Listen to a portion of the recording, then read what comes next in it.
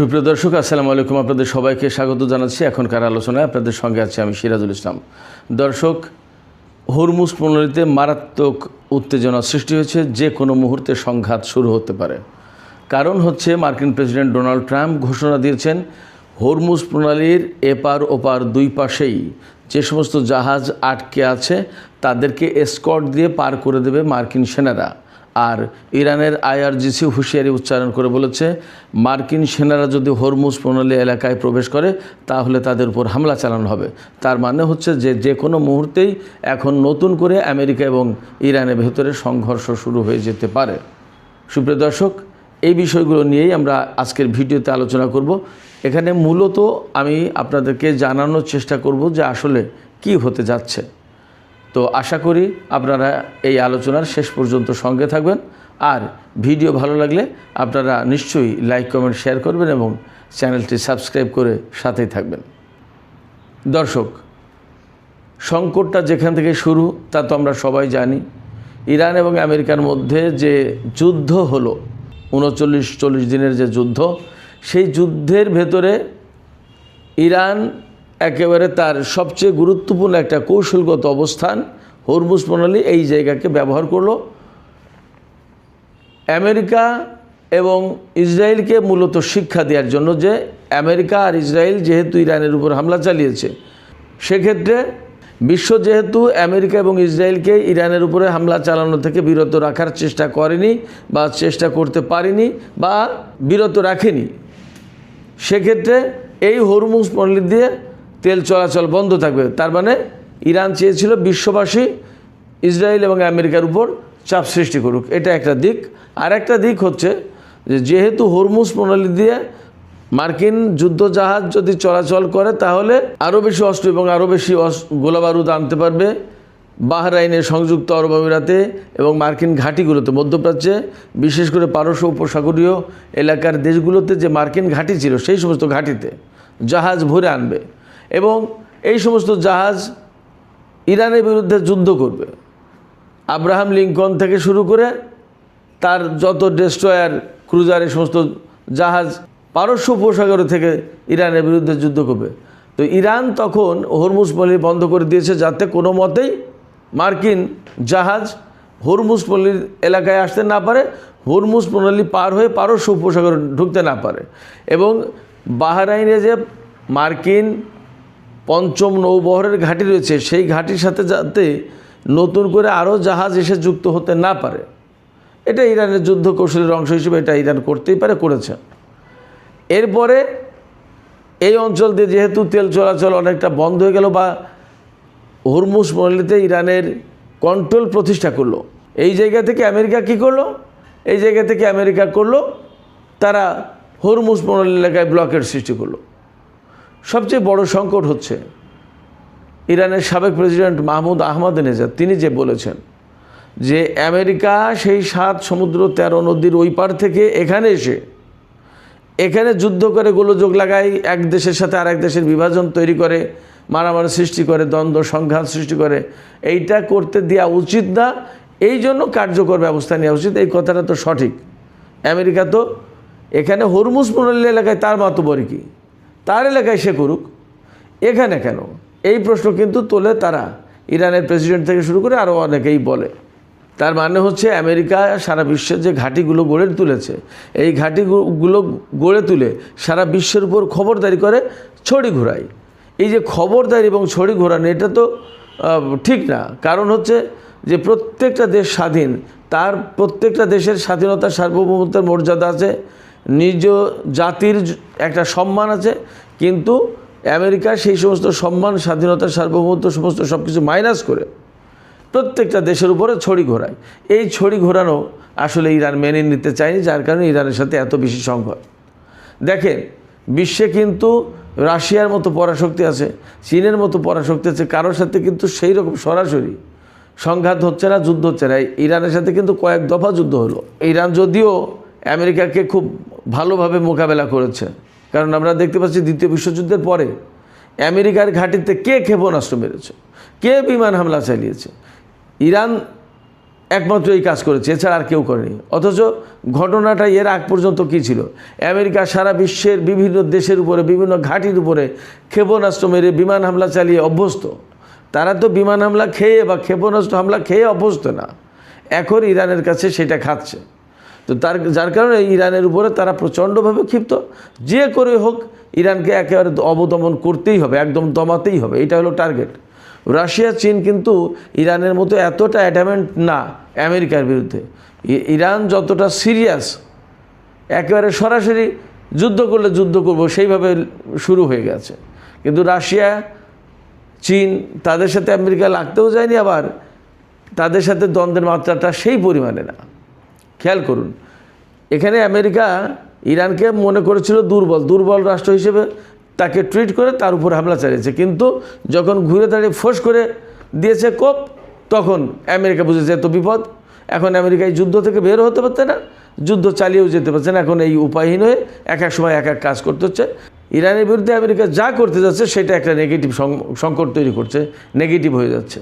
তো যাই হোক, যে কথা বলছিলাম, এই যে পারস্য উপসাগরীয় এলাকায় আমেরিকা তার জাহাজ মোতায়েন করে রেখেছে, পঞ্চম নৌবহরের ঘাঁটি করে রেখেছে। মিডল ইস্টে এত এত এত এত ঘাঁটি কেন? এত এত ঘাঁটি কী প্রয়োজন? এই যে রাশিয়া আছে, চীন আছে, তাদের কত জায়গায় ঘাঁটি।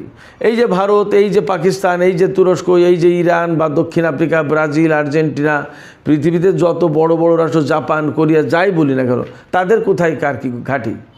এত ঘাঁটি কী কারণে লাগে? আমেরিকার এত ঘাঁটি কেন? সে প্রশ্ন আসে না? সে প্রশ্ন আসে, এবং এই প্রশ্ন উঠেছে, বিশ্ববাসী এই ব্যাপারে সচেতন এবং আওয়াজ তুলেছে।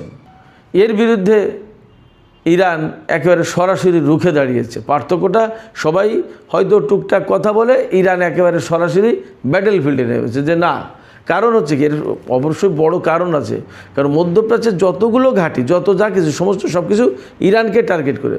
অতএব ইরানকে নিজের সেফটির জন্য, নিজের নিরাপত্তার জন্য তাকে প্রয়োজনীয় পদক্ষেপ নিতে হচ্ছে। তো এখন এই হরমুজ প্রণালী এলাকায় আমেরিকা তার দখলদারিত্ব, তার আধিপত্য কায়েম করতে চায়। ইরান বলছে এই হরমুজ প্রণালী ইরান এবং ওমানের জলসীমায় অবস্থিত, এটা কন্ট্রোল করবে তারা। এই কন্ট্রোল করার অনেকগুলো কারণ আছে। অনেকগুলো কারণের ভিতরে একটা কারণেই এই নৌপথে ইসরায়েল এবং আমেরিকার যুদ্ধ জাহাজ, সামরিক সরঞ্জাম পরিবহন করে, এই রকম জাহাজ আসা যাওয়া করে। এবং সংযুক্ত আরব আমিরাতে ইসরায়েলের অবস্থান আছে। যদি এই হরমুজ প্রণালী একেবারে আনকন্ট্রোলড থাকে, তাহলে আমেরিকা এবং ইসরায়েল যা খুশি তাই করতে পারবে।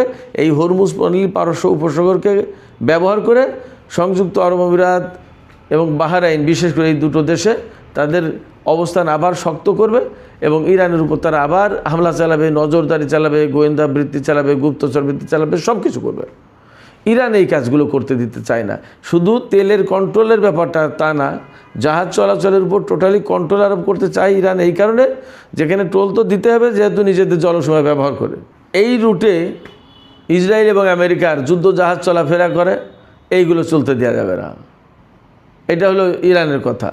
এখন এই হরমুজ প্রণালীতে যদি বাধা সৃষ্টি করে, তাহলে কী ধরনের প্রবলেম তৈরি করে তা তো আমরা সারা বিশ্বের মানুষ জানতে পারছি, দেখতে পাচ্ছি। বলা হয় যদিও যে বিশ্বের প্রায় 20 থেকে 25% তেল বা গ্যাস এই রুটে পরিবহন করা হয়, কিন্তু আমরা দেখতে পাচ্ছি যে এই হরমুজ প্রণালী বন্ধ হওয়ার ফলে সারা বিশ্বে কত ভয়াবহ রকমের ক্রাইসিস তৈরি হয়েছে। আমেরিকায় একটা এয়ারলাইন্স তাদের একদম নিজেরা দেউলিয়া হয়ে গেছে তেলের অভাবে। তেলের দাম বেড়ে যাওয়ার কারণে বিমান চলাচল এয়ারলাইন্স বন্ধই করে দিয়েছে। বোঝেন পরিস্থিতি কতটা নাজুক। আমেরিকার হাতে তো প্রচুর তেল গ্যাস আছে, তারপরেও এই পরিস্থিতি। কারণ একখানে টান লাগলে তো সারা বিশ্বে টান লাগে, তো নেটওয়ার্কের মতো ব্যাপার। এই যে আজকে এই মুহূর্তে ব্রেন্ট ক্রুডের দাম ব্যারেল প্রতি $110 উপরে নিচে আশেপাশে, আর টেক্সাস ইন্টারমিডিয়েটের দাম 100-র উপরে, $102-4 ভেতরে। তো এই যে তেলের দাম, এটা তো আকাশচুম্বী ব্যাপার। এবং সবচেয়ে বড় কথা কি, তেলের দাম তো উঠলো, এই তেলই তো পাওয়া যাচ্ছে না, কারণ জাহাজ চলাচল অনেকটা বন্ধ। ইরান তো হরমুজ প্রণালী বন্ধ করেনি, হরমুজ প্রণালীতে কন্ট্রোল আরোপ করেছে। কীরকম কন্ট্রোল? জাহাজ চলাচল করতে পারবে, কিন্তু তাদেরকে টোল দিতে হবে। আর জাহাজ চলাচল নিষিদ্ধ করেছে আমেরিকা, ইসরায়েলের। তারপরে তো পরবর্তীতে বলেছে আমেরিকার শুধুমাত্র যুদ্ধ জাহাজ চলাচল করতে পারবে না, বাণিজ্যিক জাহাজ চলাচল করতে পারবে, আর ইসরায়েলের কোনো জাহাজ চলাচল করতে পারবে না এই রুটে। এখন এই জায়গা থেকে ইরান যেটুকু কন্ট্রোল আরোপ করেছিল, আমেরিকা সেখানে অবরোধ আরোপ করে বলছে যে ইরানের কোনো জাহাজ যেতে পারবে না। এই কথা বলার কারণে ইরান একেবারে টোটালি বন্ধ করে দিয়েছে। তার মানে দাঁড়ালো কি? তার মানে দাঁড়ালো এটা আসলে আমেরিকা তো বিশ্বের 1 নম্বর সুপার পাওয়ার, তারা নিজেদেরকে নেতা মনে করে। তার নেতা হিসেবে এই সংকট সমাধানের জন্য যুদ্ধের পরিবর্তে যুদ্ধ চাপিয়ে দেওয়া উচিত, নাকি একটা মিলমিশ করে আলাপ আলোচনা করে আপোষ সভায় আসা উচিত ছিল? সবচেয়ে বড় কথা হচ্ছে হরমুজ প্রণালীতে ইরান কন্ট্রোল আরোপ করলে আমেরিকা অবরোধ আরোপ করেছে, আর তার আগে তো আমেরিকা এবং ইসরায়েল ইরানের উপর যুদ্ধই চাপিয়ে দিয়েছে। সেক্ষেত্রে আমরা দেখতে পাচ্ছি আমেরিকা যত বড় দেশ, যত অর্থনৈতিক দেশ হোক, যত সামরিক শক্তির দেশ হোক, প্রকৃতপক্ষে সে কিন্তু লিডারের মতো, নেতার মতো কাজ করতে পারলো না। এবং এখানে মূলত কাজ করতে, লিডার হিসেবে কাজ করতে না পারার কারণে আজকে সারা বিশ্বের তেল গ্যাসের ভয়াবহ সংকট হলো। শুধু তাই না, ইরান এবং মধ্যপ্রাচ্যে এই বড় রকমের একটা যুদ্ধ হয়ে গেল, এবং এই যুদ্ধ তো এখনও শেষ হয়নি। এই যুদ্ধ যে কোনো মুহূর্তে আবার শুরু হতে পারে। আমরা প্রত্যাশা করি আসলেই যে যারা দায়িত্বশীল, যারা বড়, যারা লিডার, তাদের লিডারের মতো দায়িত্বশীলের মতো ভূমিকা পালন করা দরকার। আমেরিকা সেই জায়গায় করতে পারছেন, তার করা উচিত বা রিভিশন হওয়া উচিত। এখানে আরেকটা ব্যাপার আছে, আমি আপনাদেরকে আরেকটু বলি। প্রেসিডেন্ট ডোনাল্ড ট্রাম্প চীন সফর যাবেন আগামী 14 এবং 15 তারিখে। এই 2 দিন চীন সফর করবেন। এই সফরের আগে তিনি ইরানের বিরুদ্ধে যুদ্ধ চালিয়ে 2-3 দিনের ভিতরে ইরানের সরকার পরিবর্তন করে দিয়ে হত্যাকাণ্ড যা করা দরকার সমস্ত সব কিছু করে নিজেদের মতো একটা পছন্দের একটা পুতুল সরকার বসিয়ে একদম ইরানকে নিজের কন্ট্রোলে নিয়ে চীনে যেতে চেয়েছিলেন যে দেখো আমি বিশ্বের নাম্বার 1 হিরো, আমি চাইলে মাদুরোকে ধরে আনতে পেরে ইরানকে এই করতে পারি, সেই করতে পারি, ইত্যাদি ইত্যাদি। অতএব আমি যা বলবো সেই অনুযায়ী চুক্তি হবে। কিন্তু বিধিবাম ডোনাল্ড ট্রাম্পের সেই আশা পূরণ হয়নি, বরং 40 দিন যুদ্ধ করেও একেবারে মধ্যপ্রাচ্যের মার্কিন ঘাঁটিগুলো একদম নাস্তানাবুদ ধ্বংস হয়ে গেছে, চুরমার হয়ে গেছে। এবং ইসরায়েল যেভাবে প্রত্যাশা করেছিল তাও হয়নি। ইসরায়েল আমেরিকার ব্যাপক ক্ষয়ক্ষতি হয়েছে। এই প্রেক্ষাপটে আমেরিকা মূলত এখন পরাজয়ের মুখে, ডিপ্লোমেসিতেও যুদ্ধেও। যুদ্ধ করে ইরানের বিরুদ্ধে জিততে পারেনি, আবার যুদ্ধ থামাতেও পারছে না, যুদ্ধ বন্ধও করতে পারছে না, যুদ্ধ থেকে চলেও যেতে পারছে না। আবার ইরানের সাথে কোনো চুক্তি তার ইচ্ছা মতো হচ্ছে না। ইরান পরিষ্কার করে বলে দিয়েছে এই শর্ত, এই শর্তের ভিত্তিতে যদি আলোচনা করতে আসো তাহলে আসো, নইলে কোনো আলোচনা হবে না, চুক্তিও হবে না। তার মানে চুক্তি, ডিপ্লোমেসি, আলোচনা, বৈঠক যাই বলি, আর এ পাশে যুদ্ধ এবং সামরিক তৎপরতা, হরমুজ প্রণালীতে অবরোধ, যত যাই কিছু আছে সমস্ত সব জায়গায় ব্যর্থ। এই অবস্থায় যখন 14 এবং 15 তারিখে ডোনাল্ড ট্রাম্প চীনে যাবেন, তখন দাঁড়াচ্ছে কি? তখন দাঁড়াচ্ছে চীন কিন্তু ডোনাল্ড ট্রাম্পকে পরাজিত শক্তি হিসেবে ট্রিট করবে। যখন পরাজিত শক্তি হিসেবে ট্রিট করবে তখন কিন্তু আগে যে ভাবটা নিয়ে যেতে চেয়েছিল চীনে, সেই ভাবটা আর আসবে না। এবং চীন কিন্তু আমেরিকার চাহিদা মতো সব চুক্তি করবে না, এবং চীন সব কিছু শুনবে না। এমনকি বরং পাল্টা আটকে দিতে পারে কথার মার পেছে আমেরিকাকে চীন, যে তোমরা যে হরমুজ প্রণালীতে অবরোধ আরোপ করলে ইরানের জাহাজ চলাচল করতে পারবে না বলে, এই জাহাজ চলাচলের উপর অবরোধ দিয়ে তুমি তো আমার তেল আসা বন্ধ করে দিলে, এটা করলে কেন? তখন ডোনাল্ড ট্রাম্প কী জবাব দেবে? যদি বলে ইরান হরমুজ প্রণালী কন্ট্রোল করছে সেই জন্য আমরা এই কাজ করেছি, তখন তো চীন বলতেই পারে যে তুমি সেই হরমুজ প্রণালীতে গিয়ে যদি ইরানকে হামলা চালাও, তা ইরান তার পথ বন্ধ করে দেবে না, তোমার জন্য খোলা রাখবে? তখন কি জবাব দেবে? জবাব দিতে পারবে না। সেক্ষেত্রে আসন্ন যে চীন সফর ডোনাল্ড ট্রাম্পের 14 এবং 15 তারিখে, এই সফরেও ডোনাল্ড ট্রাম্প একটা লজ্জার ভিতরে, বিব্রতকর অবস্থার ভিতরে পড়বে। চীনে যদি যায়, আবার এই চীন সফর বাদও করতে পারছে না এখন। আফটার অল আগামী নভেম্বর মাসে আমেরিকায় মিড টার্ম ইলেকশন, মধ্যবর্তী নির্বাচন। এই নির্বাচনে যদি ভালো করতে না পারে তো ডোনাল্ড ট্রাম্পের ক্ষমতা যাবে, অর্থাৎ রিপাবলিকানরা হেরে যাবে। তখন ডেমোক্রেটরা সংখ্যাগরিষ্ঠতা অর্জন করবে, কংগ্রেসের সংখ্যাগরিষ্ঠতা অর্জন করে ডোনাল্ড ট্রাম্পকে এই যুদ্ধ এবং আইন ভঙ্গ করার জন্য ডোনাল্ড ট্রাম্পকে ইমপিচ করবে। তখন ডোনাল্ড ট্রাম্পের ক্ষমতা যাবে। অতএব ডোনাল্ড ট্রাম্প আসলে মহা চক্রের ভেতরে পড়ে গেছে, এই চক্র থেকে বের হতে পারছে, যেটাকে চোরাবাজি বলা হয়। এপাশে ইরান যে হুমকি দিয়ে রেখেছে, এখন এই প্রসঙ্গে ছোট্ট একটু আলোচনা করে আজকে ভিডিও শেষ করি।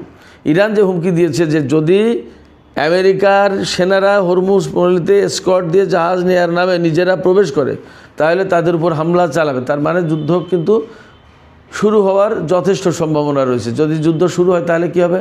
ইরান পরিষ্কার করে বলেছে ওই সামান্য একটু যুদ্ধকে শেষ করবো না, শেষ পর্যন্ত যাবো, তারপরে এই যুদ্ধ থামাবো, এবার কিন্তু যুদ্ধ বিরতি হবে না।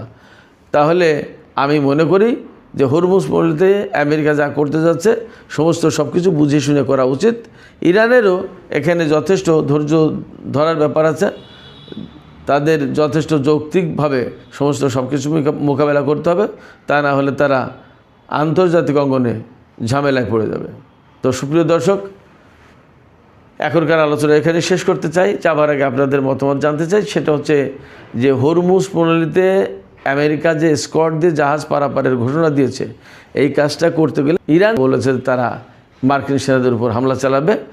মার্কিন সেনারা যদি হরমুজ প্রণালী এলাকায় প্রবেশ করে, তাহলে এই পরিস্থিতিতে সংঘাত কি অনিবার্য হয়ে উঠছে? আপনাদের কি মনে হয়?